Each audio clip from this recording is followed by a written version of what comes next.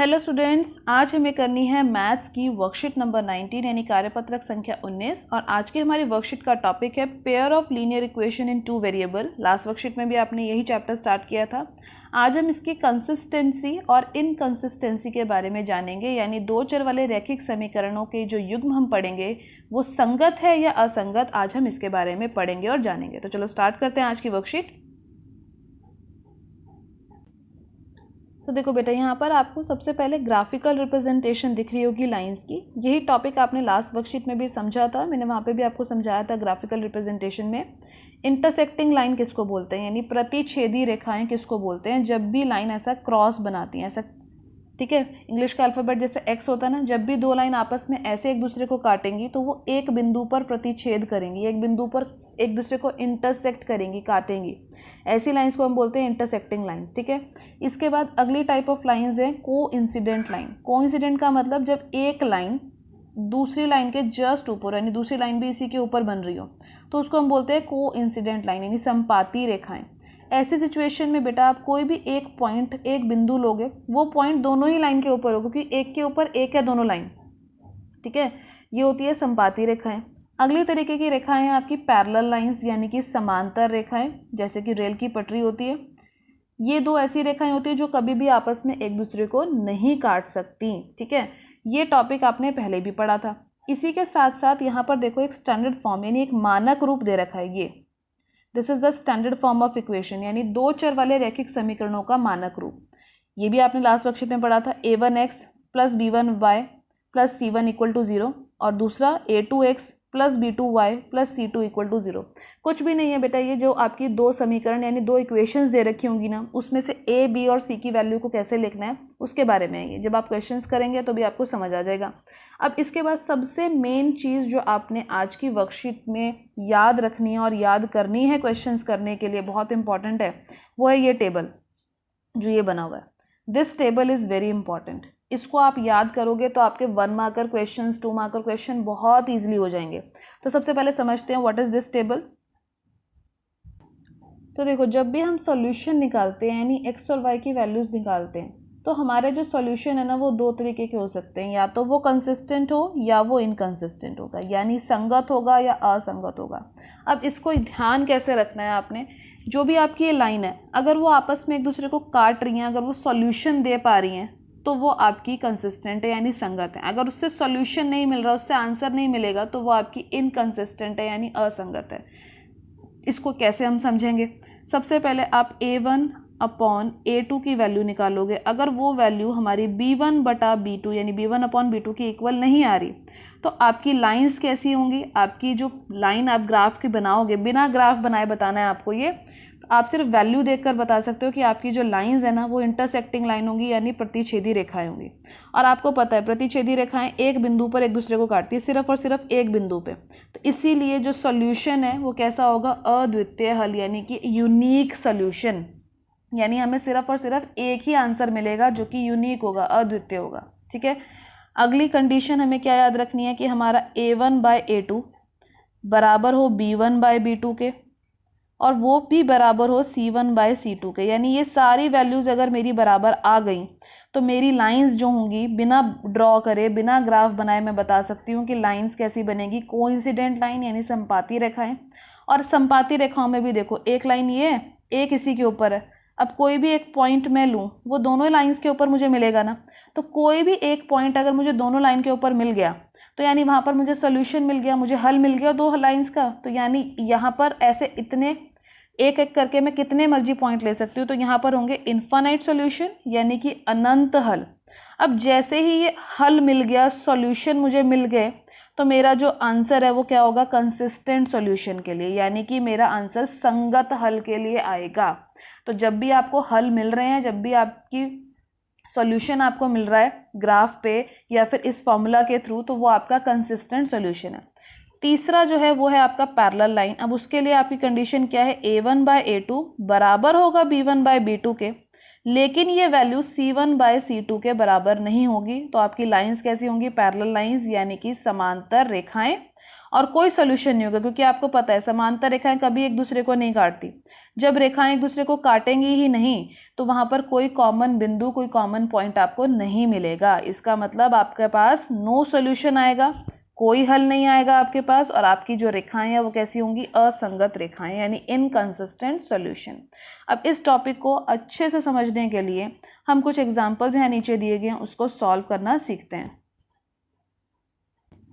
तो देखो बेटा, यहाँ पर एग्जाम्पल नंबर 1 में क्या लिखा हुआ है, x minus 2y plus 1 equal to 0 and 3x plus 4y minus 20 equal to 0। तो सबसे पहला टास्क जो होता है, सबसे पहला काम हमारा देखना होता है कि बराबर में 0 होना चाहिए, इक्वल टू में 0 होना चाहिए, दोनों में ठीक है।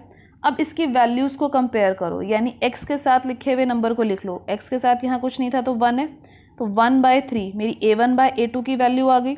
ऐसे ही y के साथ जो नंबर लिखे होते हैं वो b1 b2 होते हैं, तो ऊपर था -2, नीचे है 4, तो वो मेरी b1/b2 की वैल्यू आ गई -2/4। अब आपको क्लियरली दिख रहा है कि यही दोनों वैल्यू इक्वल नहीं है, एक आ रही है 1/3 और एक आ रही है -2/4, तो ये दोनों वैल्यू इक्वल नहीं है। इसका मतलब a1/a2 is not equal to b1/b2। तो जब पहली दो वैल्यूज़ ही इक्वल नहीं है, यहाँ पर ये करेक्शन है बेटा, इसको ठीक कर लेना, दिस इज़ रॉन्ग, यहाँ पर आना चाहिए a1/a2 is not equal to b1/b2। पहली दोनों वैल्यूज़ ही इक्वल नहीं आ रही, तो इसका मतलब मेरा सोल्यूशन कैसा है, कंसिस्टेंट, यूनिक सोल्यूशन और इंटरसेक्टिंग लाइंस होंगी। तो आप तीनों चीज़ों को याद रखोगे। सबसे पहले आप लाइंस को याद रखो, इंटरसेक्टिंग लाइंस यानी प्रतिच्छेदी रेखाएं, a1/a2 बराबर नहीं है b1/b2 के, तो लाइंस होंगी इंटरसेक्टिंग। जैसे ही आप इंटरसेक्टिंग याद रखोगे तो आपको याद आ जाएगा ये एक पॉइंट पे कट करेंगी, यानी यूनिक सोल्यूशन। जैसे ही आपको सोल्यूशन मिल जाएगा आप बोलोगे कंसिस्टेंट है। इजीली है ना, इजीली अंडरस्टैंड भी कर सकते हैं और इसको याद भी रख सकते हैं, ठीक है। इसके बाद देखो सेकंड पार्ट, यहाँ पर भी इक्वल टू 0 ऑलरेडी है। हमारे पास क्वेश्चन क्या है, 2x plus 3y minus 9 equal to 0 और 4x plus 6y minus 18 is equal to 0। तो a1/a2 यानी ये 2/4 हो जाएगा, b1/b2 क्या हो जाएगा, ये 3/6, और c1/c2 यानी c1/c2 कितना हो जाएगा, -9/19। अब इस तीनों को देखो, इसको कट करोगे ये कितना बन जाएगा, 1/2, 3/6 यानी 3/6 को काटोगे ये भी 1/2 बन जाएगा, -9/18 को काटोगे तो ये भी बन जाएगा 1/2, क्योंकि 9 1 ज़ा 9, 9 2 ज़ा 18। अब ये तीनों ही बराबर आ गए अपने आप, आपको कुछ नहीं करना इसमें, यानी मेरा a1/a2, b1/b2 और c1/c2 तीनों बराबर आ गए। तीनों जैसे ही बराबर आ गए तो आपको ये टेबल याद होना चाहिए कि लाइंस कैसी होंगी, कोइंसिडेंट लाइन। अब लाइन कोइंसिडेंट यानी एक के ऊपर एक लाइन है, तो सोल्यूशन कितने होते हैं, इनफाइनाइट मैनी सोल्यूशन। और जैसे ही आपको सॉल्यूशन ये वर्ड मिल गया तो आपका कैसा हो गया सॉल्यूशन, कंसिस्टेंट सॉल्यूशन। इसके बाद थर्ड क्वेश्चन देखो, थर्ड में पहली दो वैल्यूज इक्वल हैं लेकिन तीसरी के इक्वल नहीं है, तो this is the solution for parallel line, no solution and inconsistent. तो जब नो सॉल्यूशन का केस आएगा यानी कोई हल नहीं आएगा, तभी आप लिखोगे कि ये असंगत है, वरना जब भी आपके हल मिल जाएगा, अनंत हल, अद्वितीय हल, तो ये संगत बन जाएगा। जब कोई हल नहीं लिखोगे तो ये असंगत बनेगा और रेखाएं कैसी होंगी, समांतर रेखाएं। अब इसके बाद कुछ अनसॉल्व क्वेश्चन दिए गए हैं, उसको हम हल करते हैं, सॉल्व करते हैं। तो देखो बेटा, क्वेश्चन को सॉल्व करने का क्या तरीका है। पहला क्वेश्चन है 2x minus 3y minus 8 equal to 0, यह आपकी पहला क्वेश्चन की इक्वेशन 2। और दूसरा है, इसी में जो दूसरी इक्वेशन है, दूसरा समीकरण है, वो है 4x minus 6y minus 9 equal to 0। तो सबसे पहला काम आपको क्या करना है, a1/a2 लिखना है, b1/b2 लिखना है और c1/c2 लिखना है, ठीक है। यहाँ पर आप ऐसा करना, बीच में ना ऐसे लाइन डाल लेना, क्योंकि ये वैल्यूज़ आपको मिक्स नहीं कर देनी है, ठीक है, ध्यान से लिखना है। अब देखो ध्यान से कैसे लिखोगे, x के साथ जो भी नंबर लिखा है ना आपका, वो a1 a2 है, तो पहले वाले में जो वैल्यू है वो a1 है, दूसरे वाले में जो वैल्यू है वो a2 है, 2/4 आ गया। अब ऐसे ही y के साथ जो भी नंबर लिखा है ना वो आपका b1 b2 है, लेकिन माइनस का साइन डालना मत भूल जाना, यहाँ पर माइनस का साइन भी है, तो यह आ जाएगा -3/-6, ठीक है। इसके बाद c1/c2 लिखना है, वो क्या है, -8/-9। कितना इजीली हमने पहचान लिया ना, देखो माइनस के साइन से माइनस का साइन काट दो, ये वाले भी कट जाएंगे, इनको भी कट कर लो, ये आ जाएगा 1/2, 2 1 ज़ा 2, 2 2 ज़ा 4, ये भी 1/2, 3 के पहाड़े से दोनों संख्याएं कट जाएंगी, 8 और 9 नहीं कटेगा। तो अब इसकी वैल्यू को ना, फाइनल वैल्यू को नीचे लिख लो, क्या क्या आ गया आपके पास, a1/a2 बराबर है 1/2 के, 1/2 के, b1/b2 ये भी आपका आ गया 1/2, लेकिन c1/c2 जो है वो आपका कितना आ रहा है, 8/9। तो आप खुद देखो, आपको खुद से दिख रहा है, खुद समझ आ रहा है कि A1/A2 is equal to B1/B2। इस वाले क्वेश्चन में आपके पास क्या आ गया, ये वाली दोनों वैल्यू सेम आ गई, सेम आ गई ना, तो इसको लिख दो A1/A2 इक्वल टू B1/B2, लेकिन ये तीसरी वाली वैल्यू की इक्वल नहीं है, तीसरी वाली वैल्यू अलग थी। तो अब जब ऐसा होता है, जब आपका A1/A2 इक्वल हो B1/B2 के, लेकिन तीसरी वाली वैल्यू के इक्वल ना हो, तो वो क्या होता है, आपकी रेखाएं कैसी होती हैं, जो लाइंस होती हैं वो पैरेलल होती हैं, यानी समांतर रेखाएं। तो सबसे पहले हम लिख देते हैं कि ये केस किसका है, ये है पैरेलल लाइंस का केस, यानी कि समांतर रेखाएं, समांतर रेखाएं होंगी ये। जैसे ही बेटा आप रेखाएं लिख लोगे कि पैरेलल लाइंस है, तो आपको पता है पैरेलल लाइन के कैसे सॉल्यूशन होते हैं, नो सॉल्यूशन, क्योंकि वो लाइंस आपस में एक दूसरे को काटती ही नहीं है, तो कोई सॉल्यूशन यानी कोई हल हमें नहीं मिलता। तो हम लिख देंगे कोई हल नहीं है। और जैसे ही आपको सॉल्यूशन नहीं मिल रहा, जब मैंने बोला था सॉल्यूशन नहीं होगा, तो आप क्या लिखोगे, वो कैसे सॉल्यूशंस हैं, वो है इनकंसिस्टेंट, यानी कि असंगत। तो यही सब चीज़ें आपको यहाँ पर इस टेबल में फिल करनी है। देखो A1/A2 B1/B2 कैसे हैं, वो आप यहाँ पर ये फिल करोगे। कंसिस्टेंट है या इनकंसिस्टेंट है, आप इनकंसिस्टेंट लिख देना, यानी असंगत लिख देना। वन सोल्यूशन, मैनी सोल्यूशन या नो सोल्यूशन, तो यहाँ पर आपका सोल्यूशन कैसे हैं, नो सोल्यूशन, यानी कोई हल नहीं है। अगला लाइंस पूछी थी कैसी हैं, पैरेलल लाइन यानी समांतर रेखा है, तो आप इसको टेबल में फिल कर लोगे। टेबल में फिल करने के साथ साथ बेटा आप इसको पूरा ऐसे सॉल्व करना, क्योंकि एग्जाम में जब क्वेश्चन होते हैं ना, तो ऐसे पूरा सॉल्व भी करना पड़ता है आपको, ठीक है। इसके बाद हम क्वेश्चन नंबर 2 करते हैं। देखो बेटा सेकंड क्वेश्चन क्या है, x - 2y इक्वल टू 0 और 3x + 4y - 20 इक्वल टू 0। तो सबसे पहला काम A1/A2 B1/B2 और C1/C2 की वैल्यूज़ लिखना। x के साथ जो भी कोई नंबर नहीं है तो 1 लिख दो यहाँ पे, तो 1/3 पहली वैल्यू आ गई।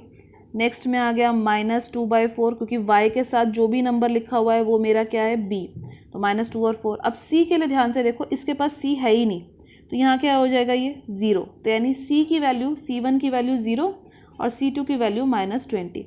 अब इसको थोड़ा सा सॉल्व कर लो, ये कितना है, 1/3 ही रहेगा, ये कितना हो जाएगा -1/2, 2 1 ज़ा 2 और 2 2 ज़ा 4, और 0/20, तो ये तो 0 ही हो गया। अब ध्यान से देखो, इसमें क्या हो गया, पहली, दूसरी और ये तीसरी वैल्यू तीनों ही अलग अलग है, यानी कोई भी वैल्यू आपस में इक्वल नहीं है। लेकिन बेटा सबसे पहले हम ये देखते हैं, तीनों वैल्यू इक्वल नहीं है, तो सबसे पहला फोकस, सबसे पहला ध्यान हमारा पहली दो वैल्यू पे जाना चाहिए। अगर पहली दो वैल्यूज़ ही बराबर नहीं है, यानी A1/A2 और B1/B2 के बराबर नहीं है, तो हमारी लाइंस कैसी होंगी, हमारी लाइंस होंगी ऐसे इंटरसेक्टिंग लाइंस। तो हम लाइंस के नाम लिख देते हैं कि हमारी लाइन कैसी है, इंटरसेक्टिंग लाइंस, जिसको हम हिंदी में बोलते हैं प्रतिच्छेदी रेखाएं।